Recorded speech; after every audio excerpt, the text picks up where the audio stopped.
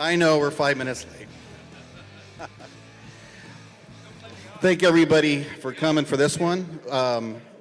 If you wouldn't mind settling down here, we're about ready to roll. My name is Joe Reinertz. I am the news editor for Polestar magazine, and I just wanted to announce a couple of things prior to this. If you haven't checked the websites in the last hour or so, two stories that have gone up. One is that Trip Brown is now with New Frontier Touring and is moving to Nashville. And German promoter Peter Rieger passed away at the age of 63. He'd handed his work over to Klaus-Peter Mutzoid in 2015, and someone had several Lifetime Achievement Awards, including the ILMC's Promoters Promoter Award in 2004, I'm sorry. Also, just to remind you to keep your cell phones on vibrate if you can. And if you're looking for the Wi-Fi, it's Polestar on your phone and whatever. And the password is live 2017, 2017, but it's a capital L. Live 2017. Okay, well, thank you very much. And as you probably saw from the title, it's a bit clever. Musician in conversation with a rock star, obviously. Chuck Randall would be the rock star in this situation, and Billy Duffy would be the musician.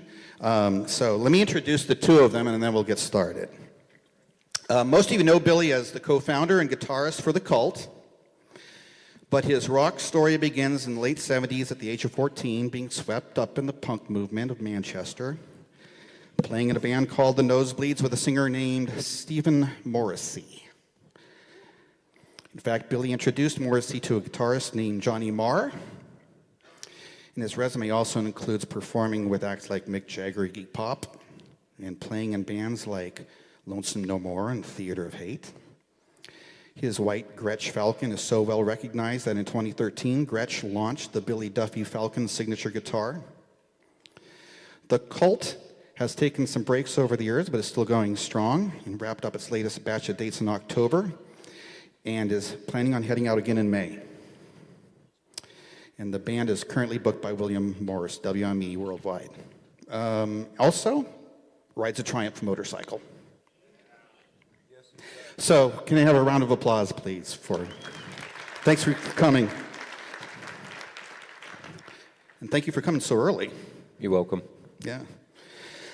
Chuck Randall has more than 30 years of international tour experience, and his expertise includes conducting nightly show settlements, maintaining comprehensive tour accounting, administrating salaries and per diem, and evaluating production requirements and costs. He supervises the tour staff, hires tour personnel and production vendors, coordinates sound, lighting, staging, bus, and truck companies, and advances all tour dates. And like many tour managers, he's also a travel agent. No, I'm not. Well, it snuck in here somehow. He's currently tour director for Alice in Chains and The Cult. Over 30 years on the road, his clients include Korn, Goo Goo Dolls, Garbage, The Grateful Dead, the Neville Brothers, Huey Lewis and the News, Little Feat, Michelle Shocked, Kenny Loggins, and Duran Duran. So can we have a round of applause, please, for Chuck Randall? That's just another way of saying I'm old. Thank you. I'm going to step over here, folks. One thing I just want to let sure everybody here knows, unlike other panels where we wait till the end for questions, we're very hoping that you will be incorporated in sooner than later. So let's start off. Before I even ask one, does anybody have any questions for anybody so far? I wouldn't expect it, but just want to make sure. Okay, so let's start with the artist's involvement in the planning of a tour. It's right there on our pamphlet. What is important to the artist, and at what stage does the artist get involved? Okay. Well, I think the main thing that we all realize these days is that I think when I started in the 70s and 80s, touring was more we were less focused on the bottom line and more on kind of where we were staying and how much fun we were having. So back then, we were in the 80s a bit more focused on the frippery, and I think as it's changed, that's the main reason. Probably out of necessity, a lot of people have had to pay more attention to the bottom line because without wanting to belabor the point, the income for a musician has somewhat decreased, which to me I don't really mind, because when I first started I never really considered making records as being very important. I just really wanted to be in a band and play live music, and then making records was something that came a bit later. So I've always been very tour focused and live music, and still to this day the idea of spending a couple of years in a studio making a record just gives me a stomachache. You know, I'm not that guy. I like to get out there, I like to play, and so that's probably why I've been more keen on how we do it, how we're going, and where we're going and why. So that's kind of the basics of my interest. Well, we've all seen the architecture of the music business change drastically over the last 20 years, haven't we? I think when we all started in this business, we used to go out and tour to support the record. Now we go out and tour to support the artist. Because at the end of the day, that net bottom line at the end of the tour budget, after the budget to actuals are done, is what he takes home and what the band takes home before taxes. So that becomes vitally more important as the primary income stream, the revenue stream, right? Over that nauseating list of all the artists, you know, all those artists that you work for that he just read, thank you for reading that. It just goes to show you that I can't keep a job very long, right? Although, you know, probably need another one after this panel too. So yeah, all right. Those artists internally differ greatly as to the participation of how much they want to be involved. Some artists, for example, using the Cult for example, part of the band really doesn't want to be involved in the planning and the coordination, and they're more about the artistic side of it.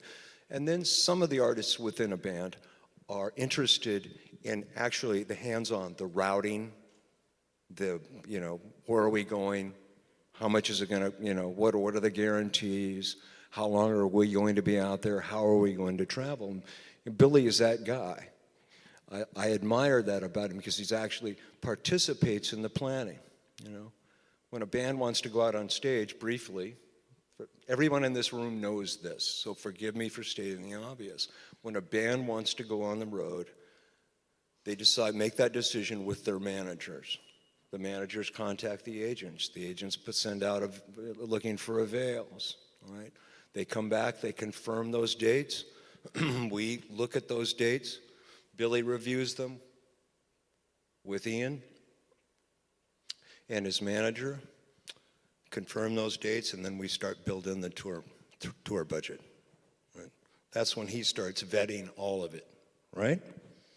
Yeah, lately, the last sort of 10, 12 years, I've been more focused on that. Certainly about the distances. I think also, as we've gotten older, I'm 55 years of age, I don't travel as well as I used to, and I don't bounce back. And I got to be honest, being comfortable is more important to me than what it was when I was in my 30s. And there's a tendency, I think, in the music business to kind of capture people at a golden moment, like when you're late 20s, when you're invincible and bulletproof and everything's marvelous. And it's kind of like life. Things change, you get older, and you have to adapt the way you do business. Also internally, I think it's pretty obvious that you might have noticed bands do have conflicts. And I've managed to keep a partnership going with Ian Astbury on and off for 30 plus years, which I consider quite a personal triumph. So and within that dynamic of the two of us, it's important because it varies. The bands have still got all their original members. There's bands who have one original member. There's probably, I think, one band went out with no original members. I think, was that Foreigner? Did they go out and there wasn't That's actually correct. anybody? Yeah, at that one that? point, the They went original out member... without actually anybody from Foreigner in Foreigner, which was pretty amusing. And I actually know Mick Jones, so I can say that. But the point I'm trying to make is it's just, I think sometimes there's a type of musician. I mean, I come from a very kind of blue-collar background. My family were in construction in the UK. My dad was a bricklayer. You know, I'm kind of that's probably what I would have ended up doing if punk rock hadn't happened in the UK, just fortunately, when I was coming out of high school. So I look at things, you know, I'm quite a pragmatic individual, and that's just my nature. You know, there are other artists who are very up in the clouds. It's not right or wrong, but it's a question of being able to satisfy the artist's requirements. And some artists claim not to care about money until there isn't any, you know. They like to take that position, and they don't like to talk about it, but it becomes a big deal. And there's also the kind of artist who, like, doesn't want to get involved in the tour planning, but 20 minutes before they're supposed to be getting on a plane somewhere, start complaining about why it was done. So luckily in my band and the relationship I have with Ian, there's a kind of a cool division of labor. We've been through our marital problems, we've had our breakups, we've had our affairs, we've all done other stuff, and we still pretty much enjoy doing it. And so we're lucky that there's not a conflict. He lets me do the business, and I allow him, and I'm happy to let him do the more visually creative stuff that excites him. So that's kind of a fortunate situation for the Cult, but I'm sure Chuck can tell you of a million bands who function in a different way. I mean, the only one thing I would say about a bottom line and net profit percentage, and I mean, when I started even in the 80s in England, managers used to take your money. They would take your fees and they would pay you what they told you were due, which I only learned wasn't necessarily ethical when I moved the band over to America in the 80s, and business is done a little differently in the States. So at that time, there's quite a steep learning curve when you're a musician, you know what I mean? And that's the side of any drug problems or whatever else you get into, just actually running a business, which is essentially what a band is. I mean, the Cult's a corporation, you know, it's a business, and we run it very dysfunctionally. You know, if you take emotion out of it and art, which, you know, is impossible to do. So, you know, it's an interesting thing from the point of view of talking about touring, because it has become massively important. But I do remember one story where we decided unwisely to fire a manager because whatever reason, usually they get thrown under the bus if somebody's not feeling well. And we came to discover that we were actually about $200,000 in debt, and nobody could fly home because nobody had paid the flights, and the lighting company, who should remain nameless, wouldn't do this, and the trucking company wouldn't do that, because they were all working on credit, because our manager was an established individual, and once we fired him, we were sitting in. I remember, funny enough, with the tour manager, and he said, "Well, you've kind of got no money. In fact, you actually owe about $150,000, and we've still got 5 gigs to go, and we can't get you home." So when that happened in the early 90s, for me, that was kind of somewhat of a cathartic moment in how I considered what I was doing. So from that point on, I just took a bit more interest in what things cost and why we're doing what we're doing. I'm sorry, Billy and Chuck, both. Can you elaborate? I know we've been talking about this, but can you just give a couple of specifics of being in a different age now than when you were like bulletproof at 29? What different things happen at a particular show? I mean, do you have to wrap it up earlier? Do the meet and greets go on too long? No, not at all. I mean, I can still pull an all-nighter if I want to without, too much assistance. It's just things have changed. I mean, as a musician, with the kind of selfie culture that we're living in, and there used to be a lot more privacy. There really isn't any now. So there's somewhat of an obligation. I feel a bit more like after you do the gig. I mean, put it this way: when I was younger, I really was just wanted to get the gig out of the way, so go and party.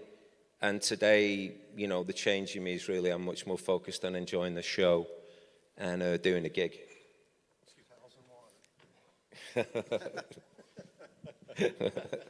Sorry, an in-joke. It's an Inside joke from the cult that unless you've been on the inside with the cult, you won't understand why towels and water are very funny.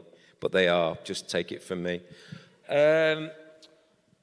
So yeah, I mean it's changed. There's a lot of lack of privacy. It's a weird feeling. I'm assuming some of you have tried to be in a band. Have you ever been in a band? Have you ever performed? Have you ever? Because it's an interesting thing to be there.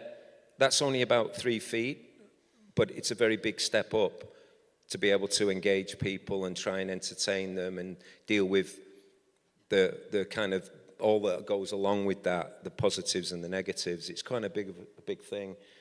For the most part, artists are very pampered and very spoiled, and we are, but it's also it's a difficult thing for a lot of people that I've known in bands who struggle with all that side of thing. The privacy thing these days, you really can't do anything, so you're basically trapped backstage. Because if you go outside, then it's going to be just like, free fall for photos, selfies, autograph. And unless you're really in the mood or you've got the energy for that at midnight in the cold, which, some guys do, I do it sometimes, it's important that you're protected from being made to look like a dick, It's things that don't be relevant, you don't want to ever be the bad guy, which is why... That's what the tour manager's for. You never want to say no. You never want to disrespect a fan or do that, without... And it's all part of the day. Nowadays with mandatory meet and greets that are forced on you by merchandise companies to get revenue, it's a full day when you get from A to B, plus more gigs per week. Last time I checked, there's only 7 days in a week and 1 weekend, but every band that ever existed is reformed. There's a load of new bands out there trying to play. I'm very fortunate that my band has a strong fan base because there's a lot of... I couldn't even comprehend what it would be like to be starting off as a young band now. I have no idea, but when I started, there was at least a linear path. Now it seems like kind of like you've got to have most of your stuff done, before you get going. So, it's difficult. It's difficult. I can't really, obviously I can't comment on what young bands do for touring, but, I kind of feel fortunate that we have a fan base enough to do that, but we still have to do 5 gigs a week with the Cult. And that's like 5 rock shows a week, loud, 90-minute, full on. We're still loud. We still, it's still full on rock show. And so it's tiring. So I guess what I'm saying with all this kind of whining is that it's vital that the tour manager interacts with you and makes it so that you can get through it. People's ears get damaged. People have problems with a lot of stuff. They can't sleep at night. Some guys grow that once they stop doing drink or drugs, they can't sleep on a tour bus anymore. There's a whole slew of stuff that goes into it. So when you run out on stage and want to give your best, it's vital that you have a chuck. I was going to say, Chuck, you want to elaborate on that? Sure. I think we all understand that doing 5 shows a week in 5 different cities and moving dozens of people around and trucks worth of equipment and buses worth of people, we're dealing with a human element, aren't we? There's the need to watch the bottom line, but one of the challenges that the managers and the touring department share is the reality that a happy and comfortable artist works more and works happier than an unhappy and grumpy artist that's uncomfortable. Now, how do you balance those? How do you balance the bottom line with his comfort? And beyond that, we're human beings. And let's not discount what happens out there. We're interacting, we're seeing each other in our underwear day after day after day after day. You got problems at home, the rent is due, the bills, the kids are acting up. Life doesn't stop just because he's on the road or I'm on the road.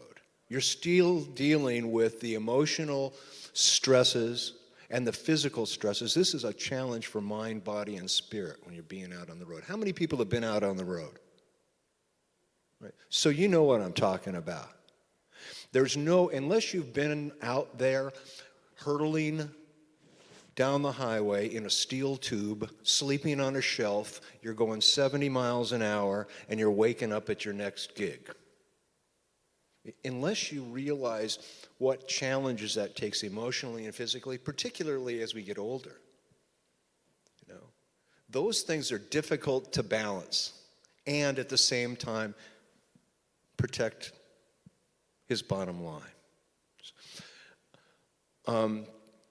There are different ways of doing that, but it's really about knowing the artist that you're working. Fortunately, I know Billy and Ian very well. And I can anticipate that they're going to need a little bit more than towels and water.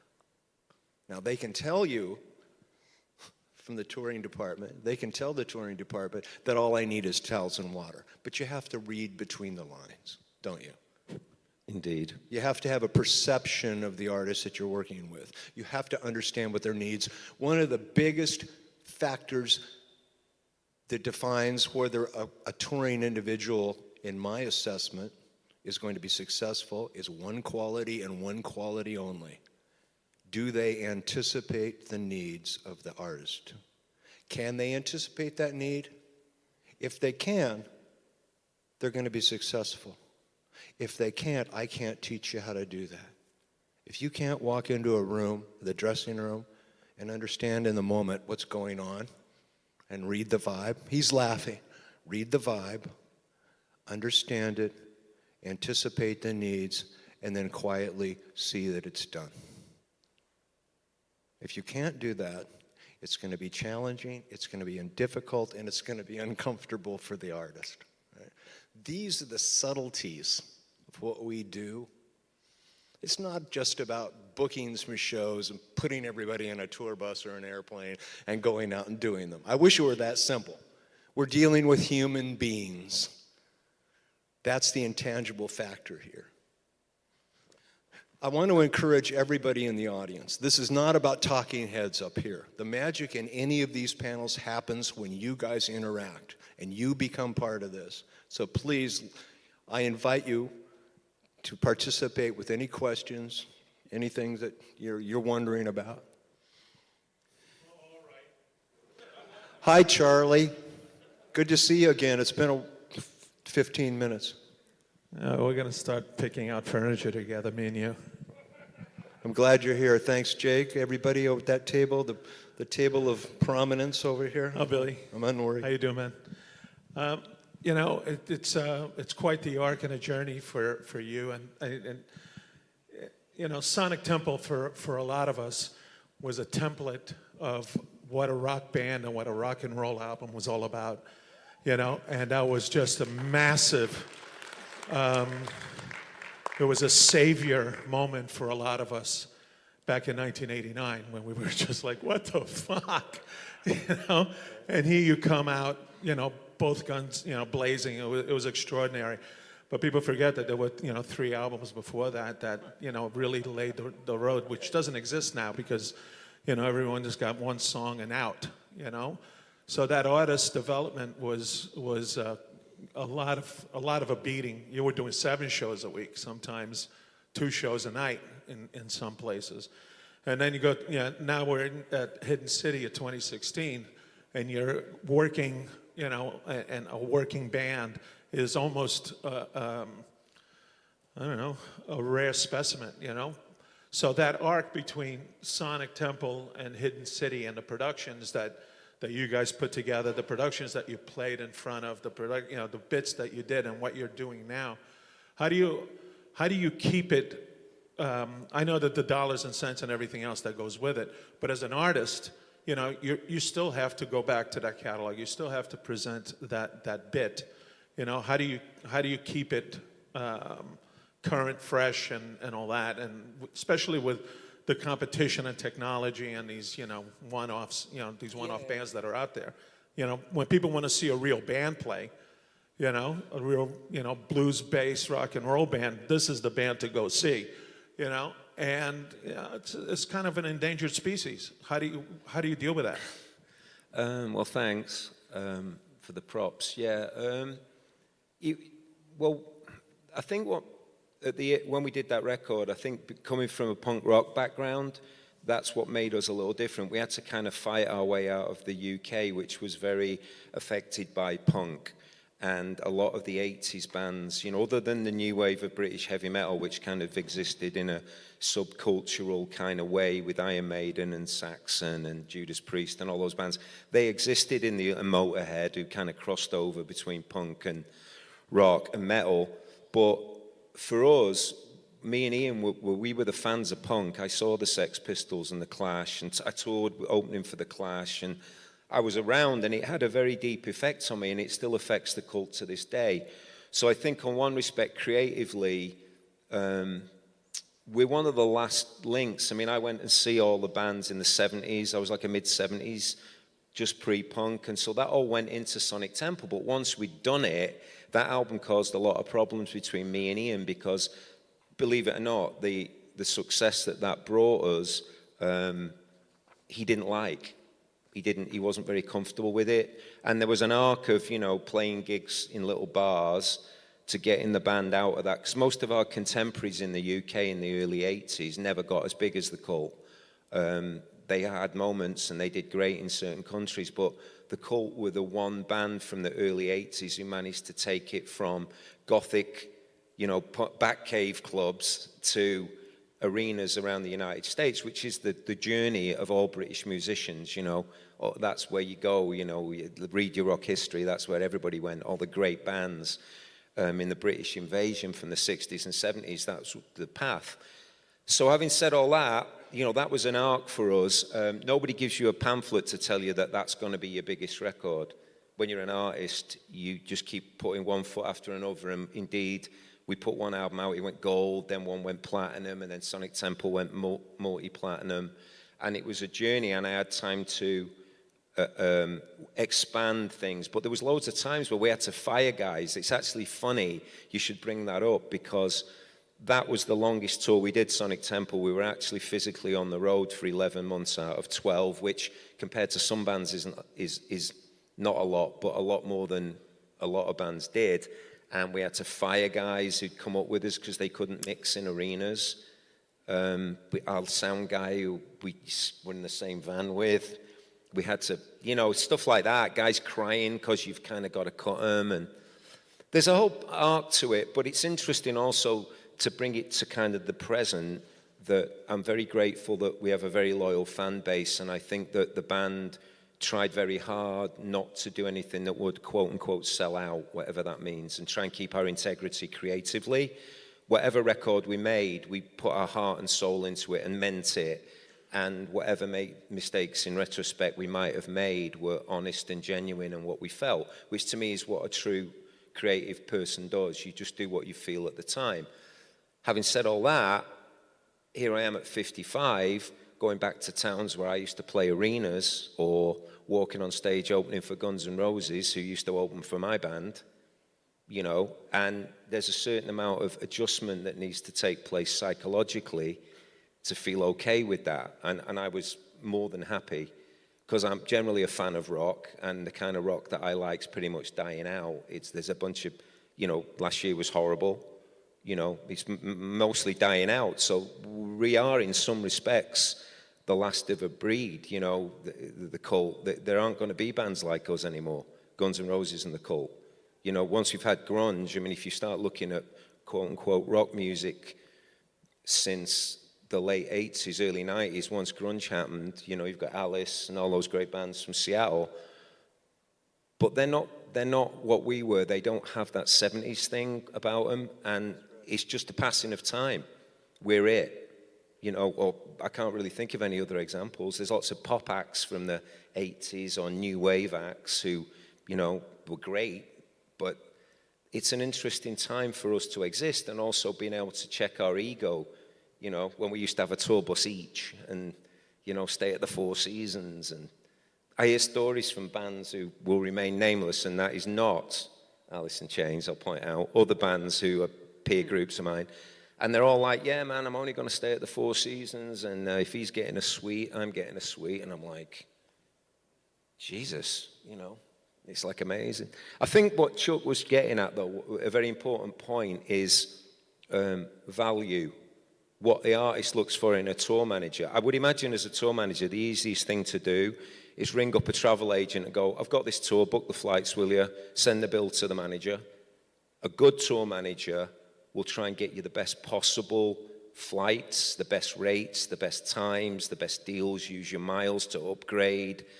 I had one tour manager who gave me the Platinum Challenge because we were touring South America. I did 20,000 air miles in about 2 weeks. You know, those kind of things as an artist, I remember where they take a little bit of their time to help you when they could do, and I've had other tour managers who basically do the bare minimum. There's nothing wrong with them, but when I look at their work, I think they're doing the bare minimum they can to get by. I don't really care to understand why that is, but that's, you know, that's up to them. But they just kind of, you know, expect the artist to have an unlimited source of income that can support, you know, we all know how to fly, right? Everybody here has to fly for business. Everybody gets around. You know, if you're smart, you can fly comfortably for less money.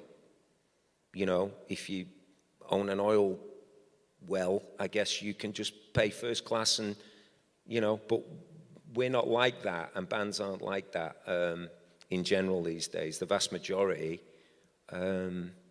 we have to slug it out.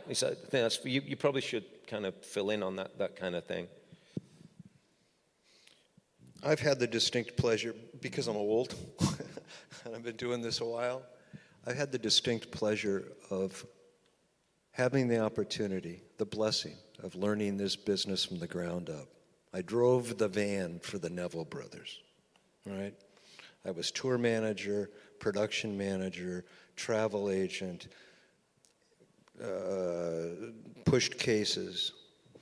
When you have the ability of learning this business from the ground up, I don't know if that still exists. And by the way, thank you, Mike Best, for taking care of us, the cult. There, Mike Best back there, everybody. Yeah, give it up for Michael for taking care of the cult. Great shows in Mexico City. 69,000 per night, was it? Well, that's it. How many they say paid? Paid, yeah, paid, of course. I mean, see what I mean? It looked like there it is, right? Like there, a lot of people right? to me. There it is, right there.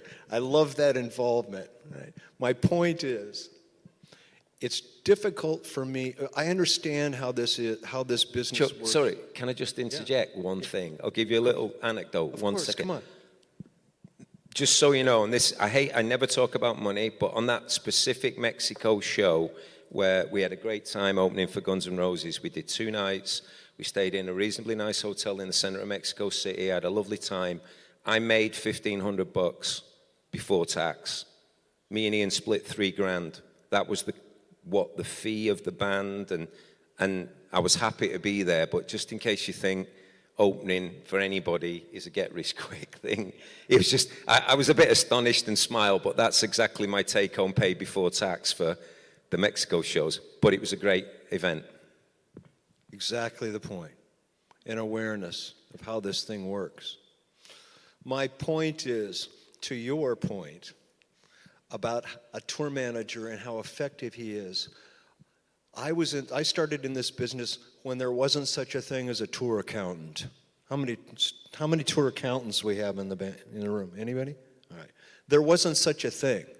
The tour manager settled the show, right, Jim? We settled the show. Stuart, you were out there. We did the budgets. We settled the shows.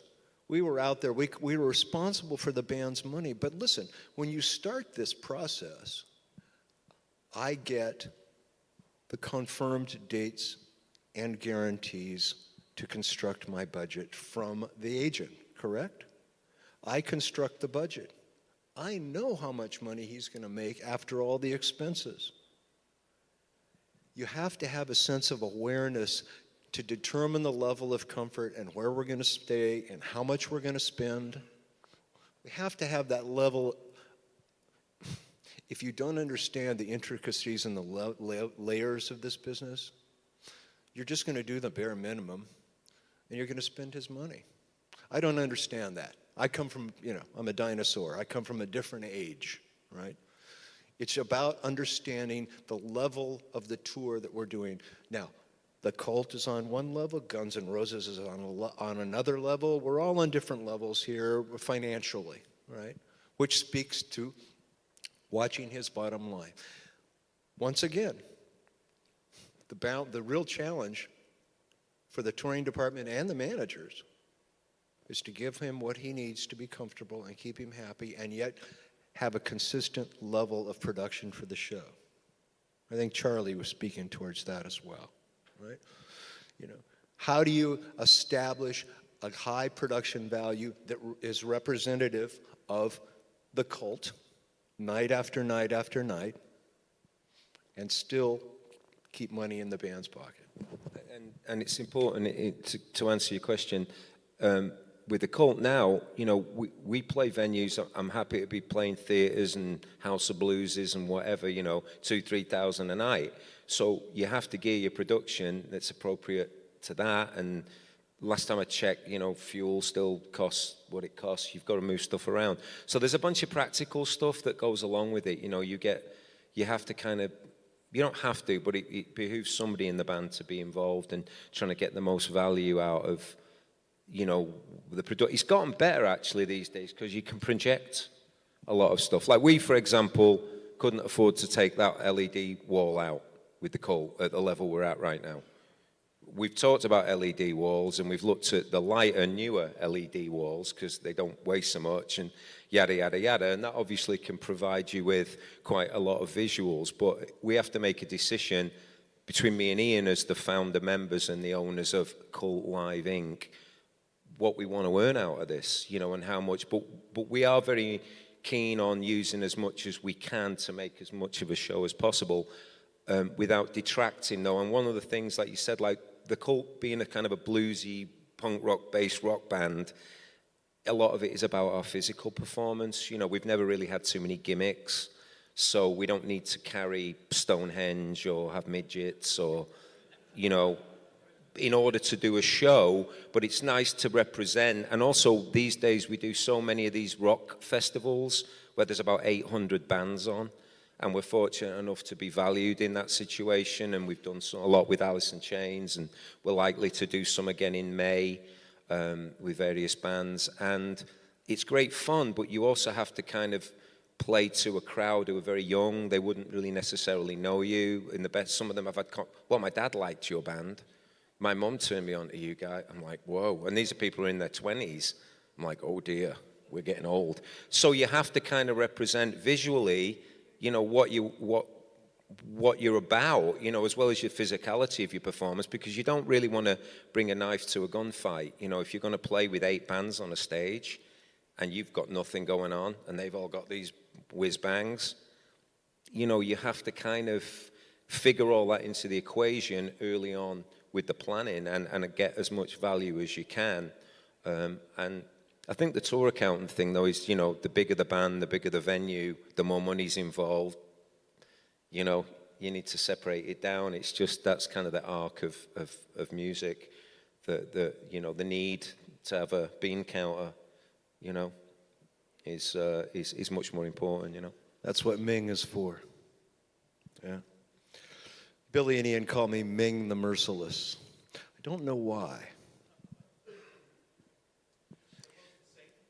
Well, a little obvious. It's a fine line. The quick story there. Bobby, I used to tour manage Bobby Weir and Rat Dog, and Bobby would always introduce me as, this is Chuck, this is Chuck Randall, our tour manager. We call him Lord Satan.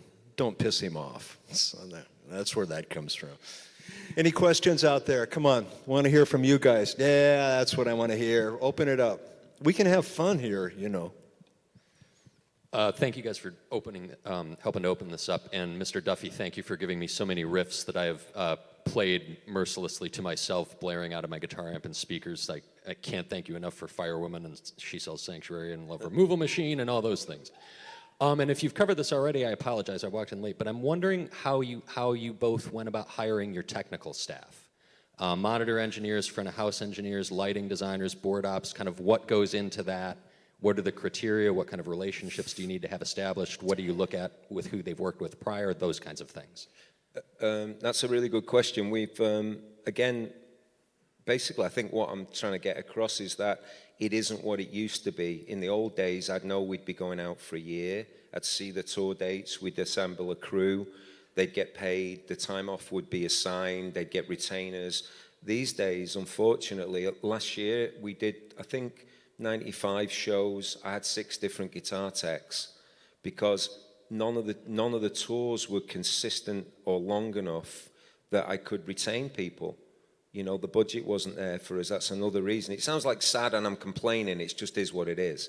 So I've had to kind of learn on the fly and a lot of artists have done that. I mean, down to the point where I've simplified my guitar rig, which I do believe does sound good, but simplified it so that I can, because all the fly dates we do, we can't afford to ship the gear. You know, in order to make a profit, the point of it is that, you know, I look at it as a great job. I have a fantastic job, but it's a job. Maybe when I was 25, I thought it was a party. Now I realize I've got a brilliant job. I really get to enjoy it. I don't even feel like you. Thank you for mentioning the songs and stuff. And a lot of the commonality I have with Ian Astbury is that I don't even think I own those songs anymore. I don't even. They're really more your property and for you to enjoy. It's like we do them and we enjoy them, but it's hard to explain what takes place when you have, you know, a 35-year career. Like the act of going on stage and, you know, playing the same songs night after night. I really still enjoy it, but I more get the enjoyment from the faces of the crowd than I do from my own kind of like, that was like, whatever that was then. So in picking guys, sometimes I've had to look at CVs, who's he done? It's usually word of mouth and, you know, a guy's reputation, but I've had to go through CVs and look at stuff when I'm trying to find a guy because at the level where it is with the cult, that's what we've got to do. I would love to have had the same guitar tech for the whole time, you know, and I try and keep them as much as I can, but you just can't put people on retainer for 2 months if you're not tour. You know, we tour sporadically. We did 90 odd shows, but it was kind of sporadic over the years. So.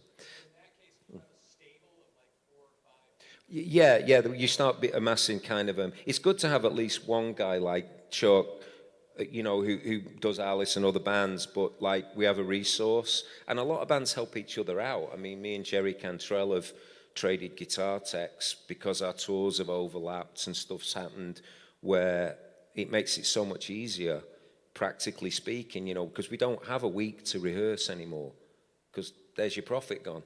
We're not sitting rehearsing. You know, I remember once with the Cult when we were at the height of our rock stupidity, we did a tour on an album called Ceremony, where that was our biggest actual tour. The album didn't do as well as Sonic Temple, but the tour was actually quite successful, even though we lost money. We did 2 days production rehearsals in San Pedro where me and Ian were mic stands with coat hangers on them, and everybody did the whole thing. We didn't even show up. You know, it was like, you know, we used to do stuff like that in some sort of aircraft hangar or something, and they set the whole show up. You know, so I know that stuff used to go on, but at the time I wasn't that interested in it, which is kind of ironic now because now I kind of watch everything sort of like a hawk, so that I know what I'm getting paid. The other thing that I wanted to mention, I don't know whether anybody's, because this is the United States and obviously touring, I know it's a global world, apparently, but I think that touring in Europe's a whole other bag of worms too. That's like a whole other conversation in terms of logistics and stuff. And we might want to, I'm sure a lot of you guys have bands, clients who tour in Europe, and that's a very different dynamic in terms of rules and regulations of travel, in terms of buses, what things cost, how you have to, drive for 24 hours to get from one paying gig to another across about 4 countries. And you hear quotes like, no, you can't drive through that part of Bulgaria because you'll get held up by bandits.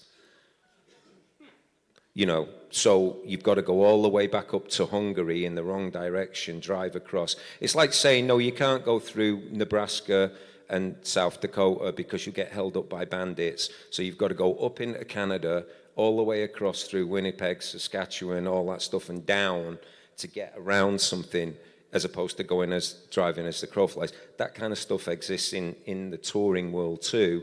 It's not germane to North America, but it is kind of part of the picture, and it's part of the tour manager's job to deal with that kind of craziness. And also finding tour buses in Europe, because in Europe there's a shortage in the summer, and Ming might want to tell you about the requirements of 14 men on a tour bus driving around Europe. Oh, it's lovely. It's lovely. And those of us that have toured Europe knows that it's a completely different environment there.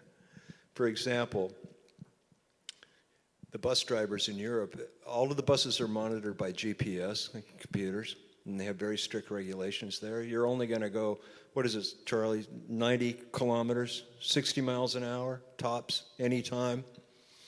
And they're only going to drive for 4 hours. And after 4 hours, the bus will stop, and the driver will take a mandatory 45-minute break. Even if you can see the hotel in the next block, the bus is going to stop, and we're going to wait for 45 minutes. And the only other option is to have double drivers the entire time, right? Which Costs twice as much. costs twice as much. Or I did a tour with garbage across Russia. Interesting challenges there. Loved it. Loved being there. However, all of the equipment needed to have a quote-unquote escort to go from St. Petersburg. Right, Charlie? Are you with me, Jake? It needed an escort. Now, what does that mean? That means if you don't pay these people their due, your gear won't show up. In other words, extortion. You're going to pay these escorts to make sure that they have the right armed people and the right documents and safe passage across. We don't deal with that. Well, I don't know. Things are changing, so I don't know. Does everybody know how much a bus costs or a truck costs? Does anybody care? $35,000 a week average, maybe more, for one bus for 1 week, right? Trucks and buses. The cost of touring is tremendously expensive. I mean, with the call, it's debatable whether we can afford to go to Europe this year, because there's a few factors, when the band, certain members of the band don't want to tour as much as other members of the band. So you have to kind of work out a compromise of, like, as adult males with families and lives, how much time you're going to spend. It's kind of somewhat a different dynamic. So you have to start making choices, and then you look back to the fans, why don't you ever come to Europe? Well, gas costs about 4 times as much as it does in America, so, and the fees are, so, unless you're really kind of slaying it, and that's why you literally do these mad dashes around Europe, 24, 28-hour drives non-stop with the 2 drivers, a relay of guys driving at 90 kilometers an hour, stopping every 4 hours, that kind of stuff. We had a crash. We nearly all actually died in Croatia, where the bus hit, nearly went off the side of a cliff, and that was pretty scary. With a guy fell asleep at the wheel, hit one of those dividers, and it was the double-decker buses that you don't have in America because your freeway overpasses are too low. So they would just take the roof off. But in Europe, most bands tour on the double deckers, and on those buses, everybody sleeps upstairs. Downstairs is the bathroom, the kitchen, and a lounge. And usually in Europe, band and crew travel on the same bus. In America, with the Cult, we're fortunate enough still to be able to have a band bus and a crew bus. That's because we choose to minimize our back line and use a lot of in-house stuff as much as possible so that we only pull trailers. Because if we had a truck, taking our back line and all the monitor board and all this stuff, then we probably wouldn't be able to afford to get the two buses. Then we'd all be on one bus, which I've seen that, and I don't like it. And that's when you start going, well, I've got a great, nice house. It's lovely. A nice fire, my TV, everything works. I know where it is. You know what I mean? And that's when you get to those points. So there's a point of what I'm getting at is trying to provide just a basic level of comfort for an artist to encourage them to actually go, you know, if you don't have to tour, you know. So that's another thing. But I mean, Europe was kind of a digression, but it's just remember that sometimes your artist has been in Bulgaria 3 days before he's in San Diego, you know, and that mental shift takes place where you've been on a plane and it's like, why is he a bit crabby? You know what I mean? It's like, you know, the band and the crew, they can get like kind of a bit beaten from those kind of cultural impacts of the way things are done differently in other parts of the world too. You know, America's great. It's a very well-oiled touring machine. North America's fantastic. I love it. You know, it's my favorite place to tour just for the simplicity of it. I just wanted to remind you folks, we're hitting about 15 more minutes. We got about 15 minutes left on this. And make sure that you got to elbow in the goldfish story at some point. And we have some questions, and I think Stuart's been waiting for one, actually. So. Okay. Stuart. Go, Stuart. Gentlemen, it's a question for both of you. I'm interested to find out the stories about how you met and why you both decided to work together. I can't remember. I actually don't know how we met. Actually, probably through Jerry Cantrell in the earlier years. That was obviously it. Yeah, You know, I think over the last that was it. Probably 10 or 15 years. Yeah, Yeah. that was it. And well, we're also members of that other thing too. So Yeah. So yeah, you know, we've always had a good relationship. I've always loved the band, you know, and I like the idea that he's a hands-on kind of guy. He understands this business intimately, and he's concerned about not only the quality, but the representing the band, the brand appropriately, and he's actively involved in it. I respect all of that. Yes. I like the guy. It makes a big difference if you get along, you know. I mean, it's a work environment, but like Chuck's eloquently said before, you know, you get to see people in their underpants at 8 a.m, you know, in very close quarters, you know, and you've got to have a kind of certain ability to get along in that nature, especially if you don't need to be there. I mean, there's a lot of bands, unfortunately, seem to go on the road because they need to be there for income. You know, we're not in that position as the Cult, but, you know, I really enjoy it. But there is a point, you know, where it's got to be enjoyable to a certain degree, you know.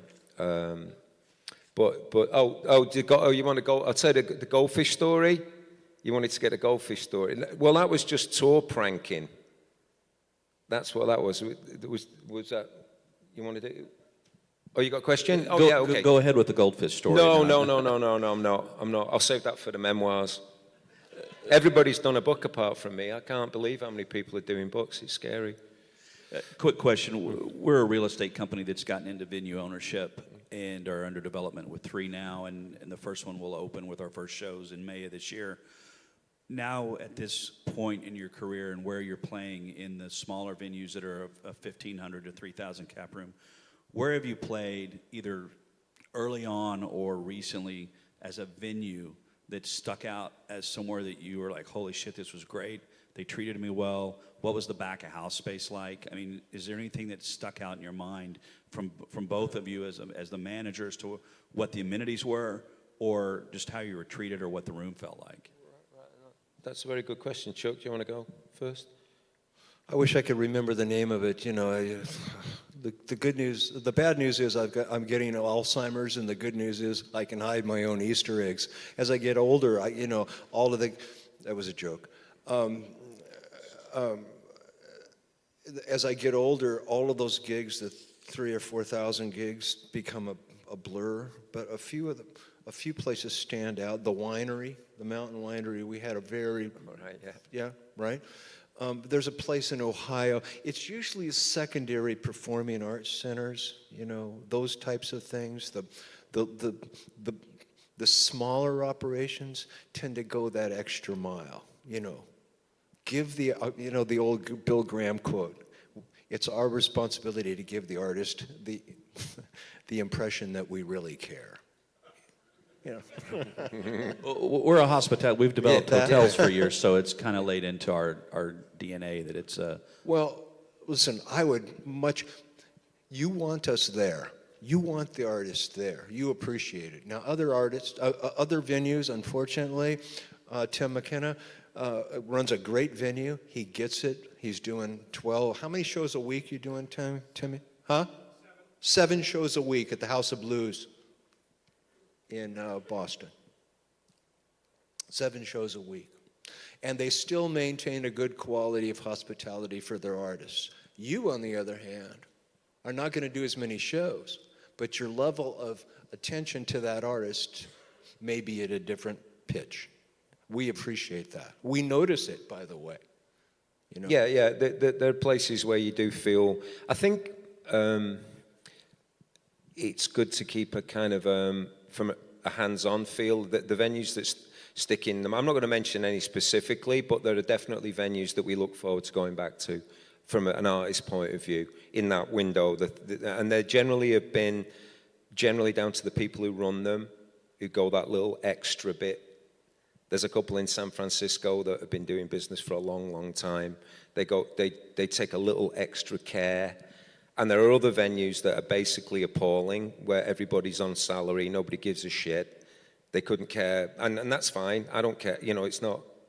You know, I don't need a pat on the back. But you go in certain venues where people do the absolute bare minimum. You know, they couldn't give a shit about you, and that's fine. You know, it doesn't damage my ego. It's just sad because we'll do 5 gigs a week, and 3, one or 2 will be outstanding, and there'll always be one dog, and it's just not. It's just sad. You know. Nothing you can do about it, you know? It's myopic and short-sighted, too, because this is a small business. We all understand that. You earn this for a couple of decades. It's a small business. You're going to go back and work with the same people over and over and over, right, gentlemen? This table over here can validate that point. You're going to go back and work with the same people over and over and over again. And I tell you, if they don't care and they don't take care of the artists, it's going to, from my standpoint, a couple of things are going to happen. It's going to be one hell of a tough settlement. I can tell you that. We're going to be there for a long effing time, right? And the next thing that's going to happen is, whether it's Brannigan or Pleater, John Pleater, or whoever the agent happens to be that I'm working with, they're going to hear about it the next day. You know, F those guys. They didn't want us there. They didn't care. And more importantly, the artist senses that. Once again, I heard him say it myself. The Bill Graham quote. It's our responsibility to give the artist the impression that we really care. Right? And I bought it because I referred to San Francisco, so I bought into that. So guys, what is one of the things that a venue could do that wouldn't cost any or a minimum amount of money that would make the experience better? It's usually the B-level promoters, isn't it? The B and C-level promoters. The big boys know how to do it right.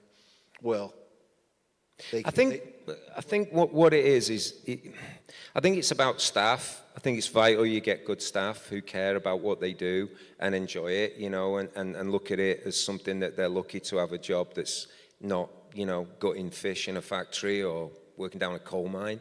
So if you can get good staff and particularly good management, who that's a good sign.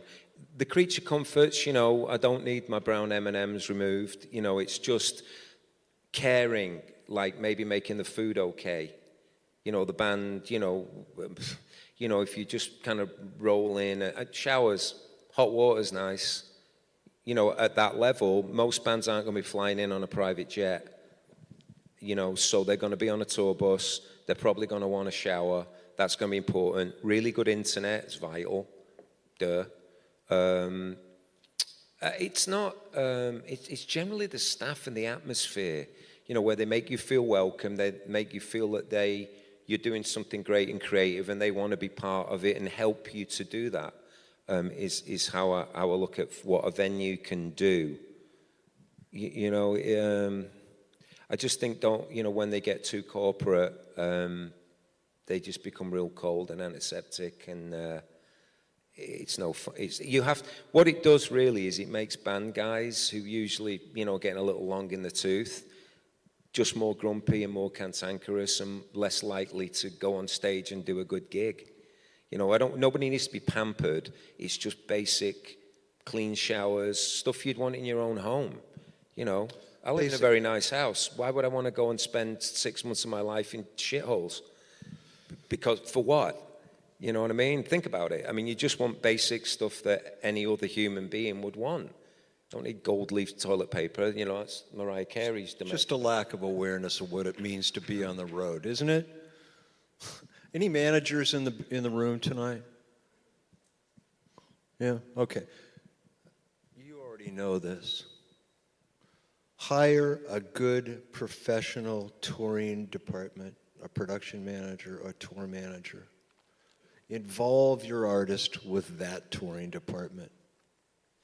Involve them in the pre-planning. It's money well spent. Any more questions? Gentlemen, we have a question back here. Jordan with AEG. Jordan. Hey, Chuck, how are you? Hi, Billy. Jordan! Hey, buddy, how are you? Well, first of all, it sounds like you have an ideal client with Billy, that he understands everything. An ideal client. My question is for you, Chuck. How do you manage expectations when you have clients that maybe don't live in the same world that we do in terms of, no, you're not going to an A-plus building. No, you're not making $1 million a night. No, you can't stay at the Four Seasons. There's a couple of different ways of dealing with that. You know, here once again, this is just the psychology of what we do, right? There's a pragmatic approach. I mean, you can be a dick and just say, no, and shut up, or you can give an explanation, or you can give some options. As I like to approach that challenge is maybe a couple of options. Gentlemen, it's your money. You want that private jet? That's great. I will book that private. I'll have that private jet sitting on the tarmac for you, Billy. It's going to be sitting right there. You're going to get out of the limo. You're going to go to the private jet, and we're going to have a great time. Here's how much it's going to cost you. It's your money. At the end of the day, it's all your money. I think managing expectations is dealing with the interaction that you have and the relationship and the rapport that you have with your artist. Right? Jim, you deal with this all the time, right? Yeah. Well, there's another thing there's a tour manager, there's also the band's manager, and obviously band managers want their artist on tour to generate revenue. They generally stay at home, so they work with the agent, they book a tour, they don't have to do the mileage. You know, I have to step in when a tour's proposed. I want to see mileages. I want to see how many border crossings. I want to see in places, like in America, getting in and out of Canada. I don't know if there's any Canadians here. I love the country, but, the border's a nightmare, getting in and out of, so, it's, what am I getting at? There's an actual, I think we all understand, there's an actual conflict between a tour manager who doesn't want to offend managers in general and managers who only... My manager will make money if I go out and lose money. He's fantastic, and that's never happened, and he's cut commissions when a tour's gone south. I'm just saying in general, there's another side to it where, okay, guys, go off on tour. That'll be nice. And, they manage 10 other acts. They got all their acts on the road. They take their cut. It's up to us And in that respect, I employ Chuck. My manager doesn't. You know, we, the Cole Inc., employ Chuck to look after our interests, which might not always be the same interests as my manager. You know, hypothetically speaking, there's an inherent conflict that goes on all the time. And I try and justify that. That figures into the equation, you know, of how the business is. It just is what it is. So you have to navigate that as well. We are running into about 3 more minutes here. I want to make sure, is there any more questions before we head out? Matt with Empire, excuse me. How's it going? Good, man. Hey, so I book a roster, and most of the bands are playing 500 to 1,000 cap rooms, and I do enjoy going on the road with them, you know, just to get in it with them, get dirty and stuff. But I also have to find the balance of being in my office and booking shows, but then also seeing it with my own eyes. So, you know, ideally I want to grow with my bands over the years, but from the standpoint you guys have being on the road all the time, what could an agent, you know, like me working with those bands do best to, you know, have the band's loyalty, know I'm always working for them, etc.? No, that's a really good point. I think don't come to the LA gig with your friends and want to walk in the dressing room 3 minutes before we go on and introduce me to somebody, that type of stuff. It actually does happen. But what you do, go on the road somewhere unpleasant, share the pain, don't do the nice stuff, don't do the easy ones. You have to work, you have to be at home, but it's nice if you can spend a few days. And the dynamic's weird with bands though, right? You can't just be in there with them all the time. It's kind of awkward, you know what I mean? It's like you're not in the band, but experience some of it's good. You know what you can do? Well, there's that guy again. Why is he here again? What's he doing? You know, so unless you're actually driving a truck or pushing a box or going to get Starbucks, you know what I mean? But it's good that what you're doing is experiencing that, because then you'll know when you're booking gigs or you're going to present that to the band in a year's time. Oh, we can't do that. That drive sucks. They're going to hate us, and that venue's shit because it's run by a dick who doesn't give a shit. And it just happens to be between point A and point B, and everybody has to play there. Otherwise, they'll be hemorrhaging money with everybody. You know what I mean? You know the deal. So once you've done what you've done, you have that knowledge, and you hopefully can apply it moving forward. Get on the bus. It's always amazed me, and this is just my personal comment because, you know, listen, I've got no filter, and those of you that know me know that. And I've, for good or bad, I've got no filter. But it always amazes me that people that plan and manage tours have never been on a tour bus, right? You don't know the pain. Well, I won't call it. No, let's not say that because it'll sound like whining. First of all, we both still dearly love what we do, right? I am blessed to be doing something that I love to do, especially after all these decades.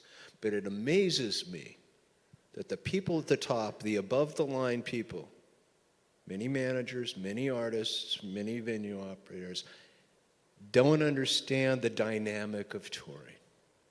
If you really want to be effective to your artists, and this is just my opinion, for one guy's opinion, get on the bus. Don't just show up at the glamour gigs. Go to Penticton, Canada. You know, go to Des Moines. You know, get on the bus, go out there and experience it for a while because it'll give you an insight. It'll give you an insight into what we do and the challenges therein. You will be more effective in your job. Am I right, Billy? Yeah, exactly. Perfectly put. Any other questions? Last chance at Billy Duffy. This is the last one. Okay. Oh, come on. Can't we go over? That's it. I've got one. Where's the nearest bathroom? I'm down to go for a pee. Water and 55 years of age. Bad move. I'll race you there. All I need is towels and water, right? And a wide neck Gatorade bottle. That was a good wrap up. A couple things. There's a few knowing laughs there. Did you hear that? The wide neck Gatorade bottle. A couple things before we head out. One, a lot of you will probably want autographs or selfies with Chuck. Yes, Of course you So, will. You have- I do. Before that happens, you have to speak with Billy prior to anything like He's that. he's Not my in tour the toilet, manager. though. It's inappropriate because that is where I'm heading in about And 1 I'm- minute. And also, do not miss Paul Gongoer and John Meglin coming up. And it's lunchtime, and I want to thank both of you, and can we have a big round of applause? Thanks, guys. Thanks for your time. I appreciate you being Thank here. you all